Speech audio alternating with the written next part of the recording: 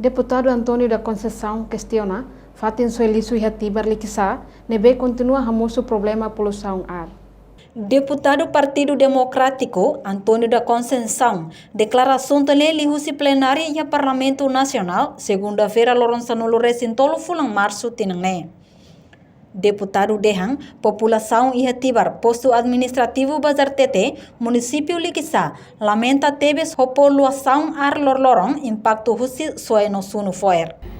Difícil às vezes nem ultrapassa, piamos nem sira cruza aquela zona nossa e tem que parar.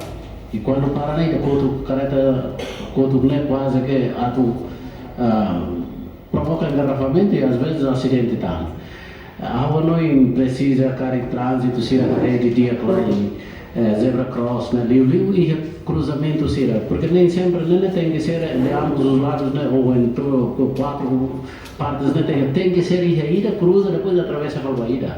La vede de ambos os lados quando sinal lampu merah azul. Entretanto, deputada Kunto Olinda Guterres Hateten, lisu iha dililarang, mai husi sasang importação, no caráter gestão lisu iha railarang, nebela lao hodia.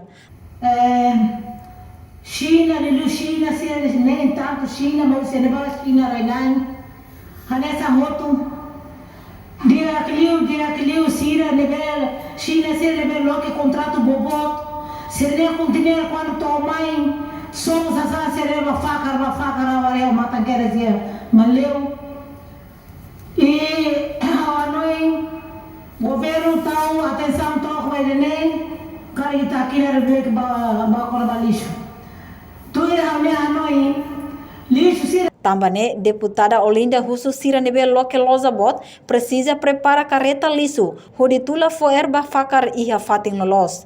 Reportagem Celestina Falo, Imelda Fátima, Televisão Timor Post. Janela Informação by Emma Hotu. Atuheta informação atual diakliu kita haluha. Haneham botão subscribe, like, halo comentário no farretutang ba media social Hotu.